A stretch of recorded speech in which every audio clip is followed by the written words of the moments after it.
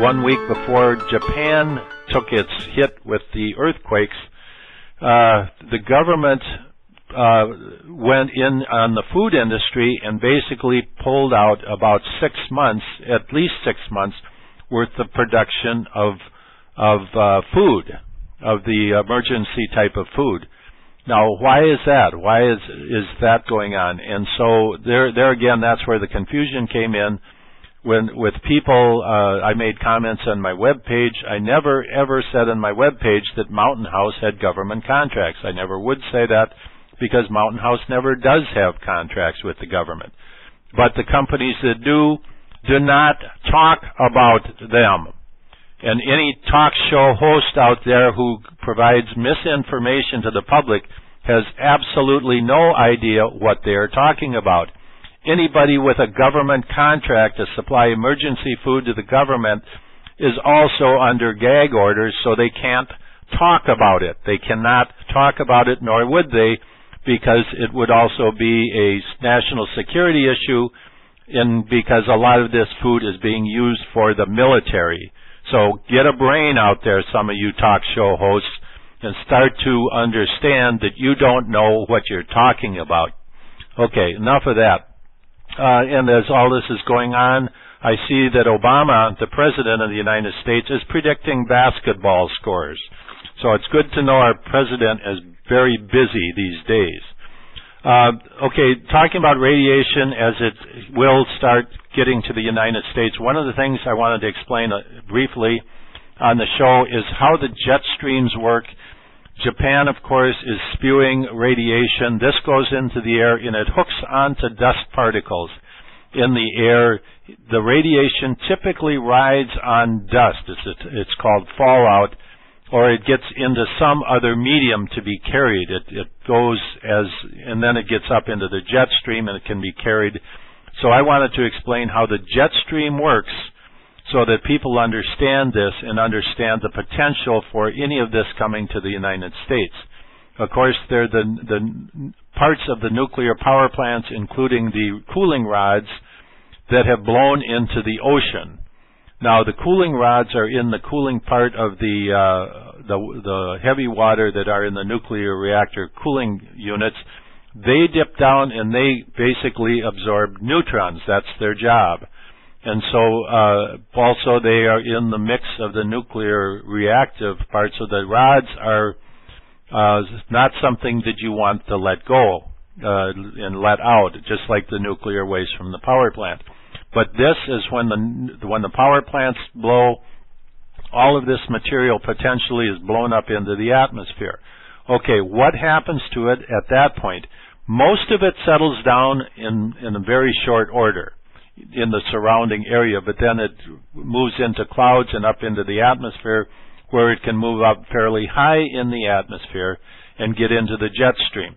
Okay, how does the jet stream work? What is the jet stream? The jet stream is a high altitude wind stream that circles the Earth. There are 3 of them on planet Earth. Let's start with the basic equatorial jet stream. It circles the equator and it moves in a westerly direction. So it moves way south of Japan. It's not a factor relative to Japan. It's well south of Japan, and it's very narrow. It moves in a westerly direction pretty much linearly around the equator. There is a northern and a southern hemisphere jet stream. They both move in an easterly direction, and you can think of them as a snake. If you looked at the globe, the jet streams are up in the atmosphere, fairly high in the atmosphere, and they can move anywhere from 100 miles an hour to 6 or 7 or even 800 miles an hour, sometimes faster. And they whip around and they look like a snake. And a snake it can coil up, it can expand. Basically looks like this snaking current. Let me give you an example. A lot of times in the winter, the jet stream comes across the Pacific Ocean, picking up water, swings up towards Alaska, crosses the Arctic Circle, and then comes down into the United States. But it whips around. It can be as far west as Oregon. It can be through Minnesota in the central Midwestern states, or it can be as far east as New York. It can dip down as far as Florida and then swing back north again.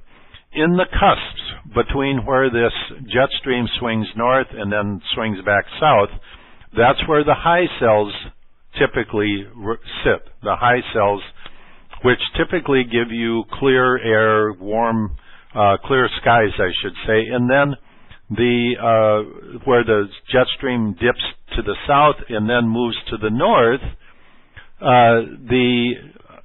that's where the low cells sit, and that's typically where you have storm systems. And these, by the way, link all the way out into outer space. This is all well connected with activities in outer space. But that's not the point. You can read more about that in my weather book.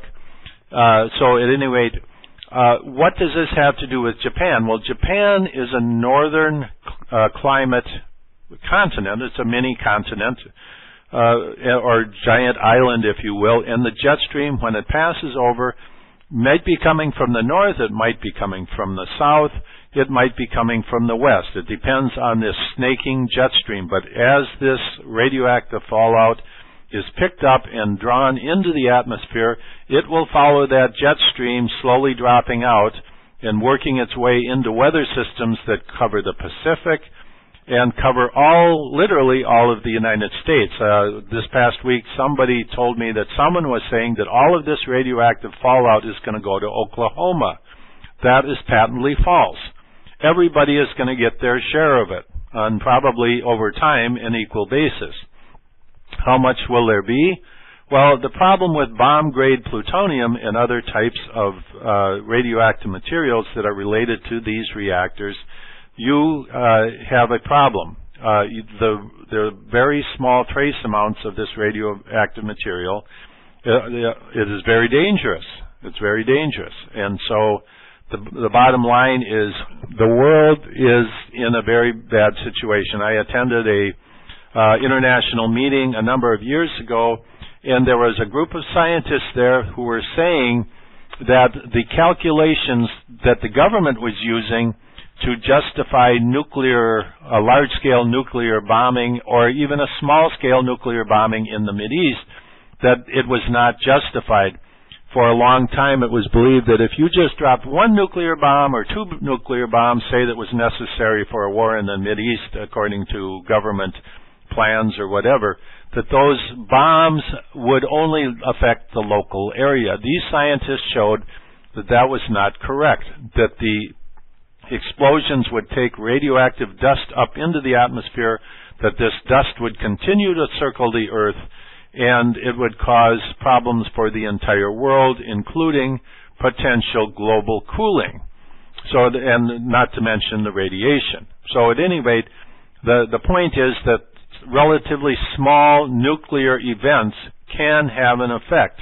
Remember when Chernobyl went off. The first time that people knew that there was a real problem with Chernobyl in Russia was when it was detected in the French Pyrenees.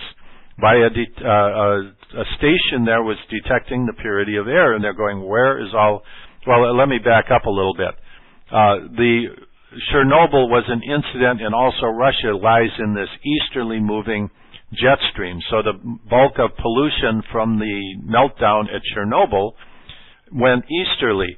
But after that event, the Russians, out of their complete ignorance and greed, brought in a bunch of welders, cut the metal, the steel from the reactor, and then some unscrupulous businessmen took it and moved it to Spain and worked it into the world steel market. The sensing station in the French Pyrenees that I'm talking about that sensed the atmospheric quality started to detect radiation, the type that you would expect from Chernobyl, and immediately they knew it was from something to do with Chernobyl, but the wind patterns going easterly, nothing made sense, so they tracked it down to a deposit in Spain where this metal had been moved to this location. And the metal was still so radioactive that it could be detected as far away as the French Pyrenees. So at any rate, a small amount, a very small trace amount of nuclear radiation is going to find its way into water supplies, into plants into the ground. It's going to go there, and it's going to stay there. Okay, so anyway, that gives you an idea. How bad will it be for the United States? I don't know. There's really no information coming out. Today, just before the show, I was looking around the internet, and you have people like Hillary Clinton making comments. Why do you have Hillary Clinton making comments about what's going on in Japan? She doesn't know anything. So all she is she's a woman that should be clipping coupons and living in Arkansas, retired. You need people with real expertise on these issues to be giving real data and real facts about what happened in Japan and what the danger is to the United States and what level of preparedness has to take place in the United States. And that is not happening. As I said, our president is busy doing basketball picks for the upcoming Final Four. So the bottom line is that people have to basically assume that the government is not doing its job and assume that this is not going to be good and start preparing. I'll be talking about preparedness in a moment. Okay, I'm just going to go through some other notes here.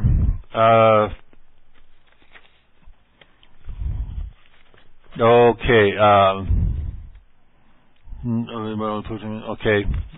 talked about that. Just a quick mention, Chevron has announced that it has found extensive oil reserves which make it likely that the Mideastern oil will no longer be necessary.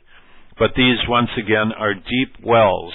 These are vast quantities, and as I talk about in my book, The Diamond Principle, the deep wells prove a number of things. Number one, we have vast amounts of oil, but number two, how did that oil get down there? Once again, the oil companies and the scientific community, especially the scientific community that has to harbor the dirty snowball comet model, have a lie in common, that the Earth somehow formed 4.5 billion years ago, and all of this has happened to maintain the facade that we are short of oil, and to keep prices high, these companies have to keep that scientific facade going.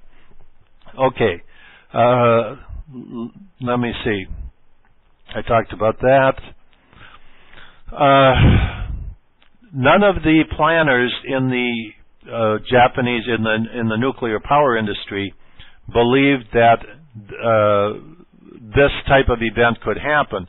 The people at the very core of the design issues knew that these type of things could happen. I'm wondering what is really going on in Japan, because once again, you have a statesperson in the United States saying, oh, we're going to help Japan do everything it can do, but literally, what is the real scene in Japan? I'm not there, but all I can tell you is that there must be millions of people starting to get awfully hungry, and there's no food availability, there's no water, there's no way to get water or food. People have driven out of Tokyo as far as they could get with their one tank of gas. Japan has to be a country in total economic and physically in collapse, and there's no way to get food or water or supplies to these people, and even if you could, on a short-term basis, you couldn't continue doing this on a long-term basis. So why, when I go to the news, I go around to the news media, nobody's talking about these issues. These are the real critical issues.